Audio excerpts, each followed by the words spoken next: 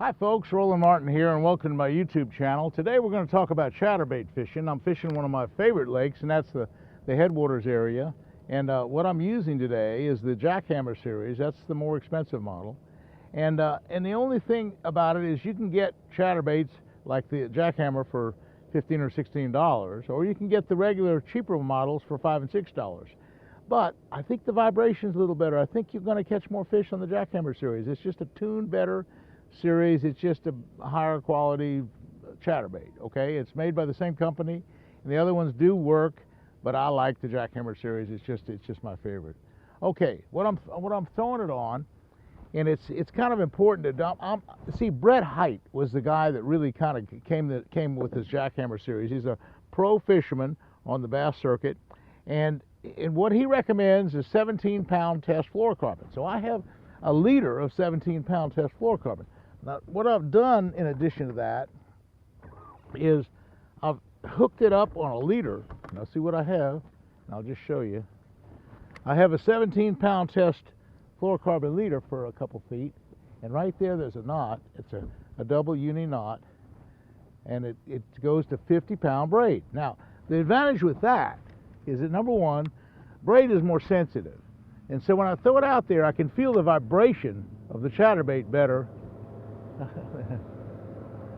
Boats all over the place. So what I have here is I have a 50-pound test braid, and that allows me to make a cast, and I feel the chatterbait so much better. It has so much more vibration when I have the braid. And so then by having the 17-pound fluorocarbon leader, it gives me that invisibility that I really want, and it's just a perfect complement. You got to tie good knots, and I like a leader situation. It's kind of tricky to tie a good uni knot, or you can tie an FG knot. An FG knot's even more superior, I think, than a uni knot. But FGs are a little bit harder to tie. I tie them, but that happens to be a uni knot, and I'll take a little super glue, just a tad of super glue, and what I'll do with the super glue, I'll just take a little teeny bit of super glue right here, and after I tie my knots, sometime I'll just take a little super glue and just dab it, just dab it on there, just a little teeny bit. It gives you just a couple more percent, and it goes through the eyes and guides better. Okay, so that's one big deal. Now, the other big deal is the rod itself. You know, I talked to Brett, and I talked to all these guys that do the chatterbaits really, really more than I do, and they all recommend a 7-foot rod and a fairly light action, like a medium action rod. I'm into this medium heavy action. This is a 7-foot Pro Series. It's one that I helped design for favorite rods, and I really like it. It's a 7-foot medium heavy action, and for me, it just has the right throw, and I can throw this thing a mile. Now, you might ask about, well, there's all different size chatterbaits, all different color chatterbaits, and so what are we going to do? Well, here in Florida, there's really 3 colors that I really like. Now, here on Headwaters Lake, I think the number 1 color I like is the half-ounce shiner. That's a golden shiner series, a half-ounce. Okay, half-ounce. Okay, and it's got a gold blade. Now, there's another one that I have. It's a white one with a gold blade, and then there's even the black and blue with the silver blade. Well, anyway, there's all kind of different things, but I like the half-ounce over the 3/8. It's just this water here in Headwaters is, for the most part, 4 and 5 and 6 feet deep. So I'm throwing it out there, and it's an old farm field. This is a Headwaters Lake, so there's a lot of ditches all over the place. So I'm trying to find these ditches, and a lot of times I'll throw up and down these ditches when I find them. You can see them in the hydrilla. You can kind of see them on your depth finder. And if you notice, the depth finder is showing a deep spot right back there, then it comes up shallow right there. So it kind of switches around from shallow to deep because of the irrigation ditches that are all over the place. Now I'm going out a little bit farther, and I know the ditches run north and south. So as soon as my depth finder drops off a little bit, I'll throw right down the ditch, and that's sometimes a good deal. Now, you might wonder, well, there's all sorts of speeds of retrieves to use for a chatterbait. You might say, well, what's the best fast? Well, it kind of according to water temperature. One of the big issues is with the water temperature being cold. You know, you'd say, well, if it's a cold water temperature, you want a slow retrieve. That's mainly the case. So right now the water temperature is 72 degrees. Now 72, that's pretty warm. So you can go pretty fast. You can actually run the thing faster than you might think. Now there's another thing here at Headwaters that's so cool that I really like, and that is there's hydrilla. This is the hydrilla lake. Now there's ditches and hydrilla, and there's even stick-ups, and there's lily pads, and all kind of different cover. There's hyacinths, and there's reeds and stuff like that. But I think the hydrilla is the main thing for catching bass, particularly with the chatterbait. That was true when Okeechobee had a lot of hydrilla. It's true when Kissimmee had a whole lot of Toho and all those lakes had a lot of hydrilla. We used the chatterbaits on the hydrilla, on the edges of the hydrilla. Now right now there's just little patches under the water, and I don't see the big walls of hydrilla, but I'll get out on the main lake in a minute and I'll show you some walls and actually canals and stuff where the hydrilla just drops off into 10-15 feet of water. That's sometimes a good place for a chatterbait. Okay, right now I'm just kind of going across this flat. I'm making just long casts, and that's the nice thing about chatterbait. You can cover a lot of water, and it's a great water covering device. Okay, I'm gonna just kind of work it along slow and easy. And you know, for years we're power fishing. I'm a power fisherman. For years I'd use the spinnerbait, and I'm famous for my Roland Martin Big Bass spinnerbait, for example. But there's something about a chatterbait, particularly in the wintertime, that makes it more superior bait, I think, even than a spinnerbait. Now, spinnerbait still has its place, and spinnerbait still catches big, giant bass. It's not a bad lure. Spinnerbait still works, but sometimes a chatterbait really does work as well, if not better.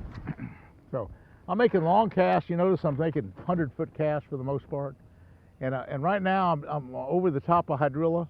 I'm just banging. I'm in my strike position. I got the rod right here in my side, and I'm ready to set the hook. Remember, with braid, which I'm using, it's a little bit more where you can set the hook a little better. Now, I'm going to make a long cast. Just keep going right up through here and see what happens. I got one. Okay, I got a bass. I got a bass on. I'm going to take my power pole, drop my power pole down. Yeah, okay. I got my power pole down. Now that's okay. Now I'm situated. That's a typical kind of bass. We catch so many of that size bass, but I got the power pole down. There might be a school of fish here, so we'll find out. Hit it right on the top of the mouth. Not a big one, but hey, characteristic of you can catch them all sizes. But now that my power pole's down, I'm going to make another cast to the exact same spot. Hopefully there's a school of fish here.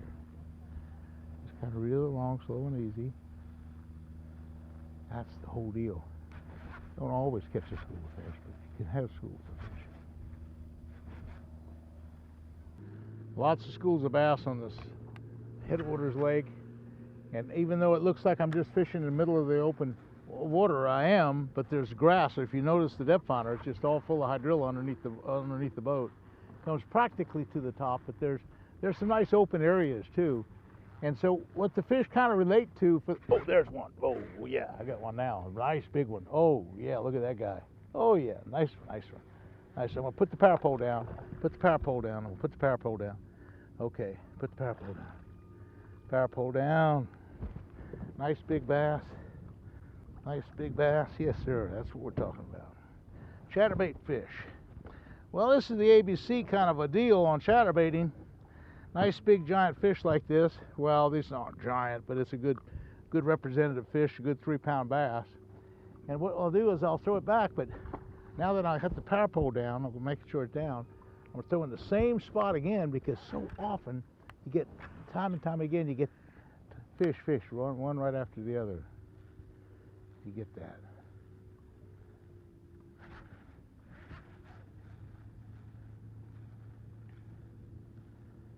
One right after the other, right on the spot. pretty much on the GPS spot too.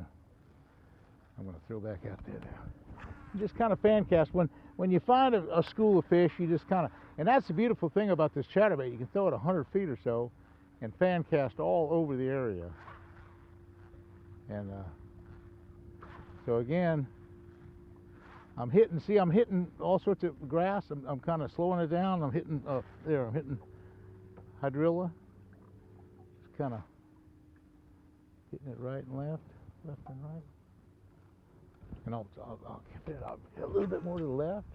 I'll just keep casting all around this whole boat. And I can get out 100 feet each side. And so if there's a school of fish here, which I think there was, I'll maybe make contact with them and catch a couple of them. I got one. Oh, look at this guy. Oh, yeah. Yeah, I got one. Yes, sir. Chatterbait time. Chatterbait time. Big old 4 or 5 pounder. Come down with the power pole. And down with the power pole. Yes, sir. Nice calm weather. Oh, look at this guy. Now we're talking. Big old 4 or 5 pounder. That's a nice bass. Woo! Oh yeah, now we're talking. That's what we're talking about.